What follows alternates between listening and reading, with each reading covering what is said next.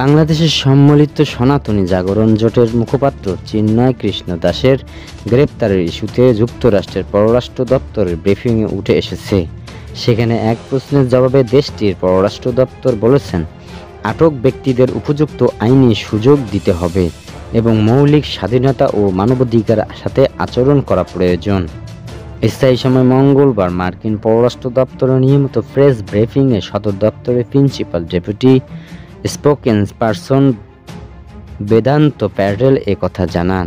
ব্রিফিংয়ে একজন বাংলাদেশি হিন্দুদের উপর সহিংসতার বিষয় উল্লেখ করে যুক্তরাষ্ট্রের পক্ষ থেকে এই উদ্বেগের সমাধান করার কোনো পরিকল্পনা আছে কিনা জানতে চান।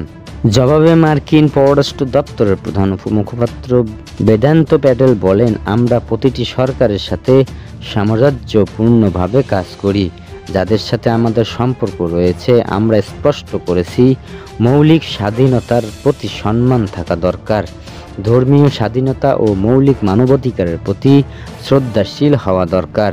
যে কোনো ধরনের প্রতিবাদ শান্তিপূর্ণ হওয়া উচিত, এমনকি ক্র্যাকডাউন না হলেও সকল দেশের সরকারকে আইনের শাসনকে সম্মান করতে হবে এবং এর অংশ হিসেবে মৌলিক মানবাধিকারকে সম্মান করতে হবে। আর এই বিষয়ে আমরা গুরুত্ব আরোপ চালিয়ে যাব। পরে ওই প্রশ্নকারী চিন্ময় কৃষ্ণ দাসের গ্রেপ্তারের বিষয়ে প্রশ্ন করেন। তিনি বলেন, চিন্ময় দাস ব্রহ্মচারী বাংলাদেশের ইসকনের নেতা, এছাড়াও ইউএস ন্যাশনাল ইন্টেলিজেন্স প্রস্তাবিত পরিচালক তুলসী গ্যাবার্ট ইনকেনের সদস্য। চিন্ময় দাসকে বেআইনিভাবে গ্রেপ্তার করা হয়েছে, কারাগারে রাখা হয়েছে এবং বাংলাদেশের কোনো আইনজীবী চিন্ময় কৃষ্ণ দাসের পক্ষে দাঁড়াতে রাজি নয়, কারণ তার আইনজীবীকে মারধর করে হাসপাতালে পাঠানো হয়েছে। এই বিষয়ে আপনার কি কোনো ব্যবস্থা নেবেন? জবাবে বেদান্ত প্যাটেল বলেন, আমার কাছে এই মামলার কোনো বিবরণ নেই, কিন্তু আবারও বলবো আমরা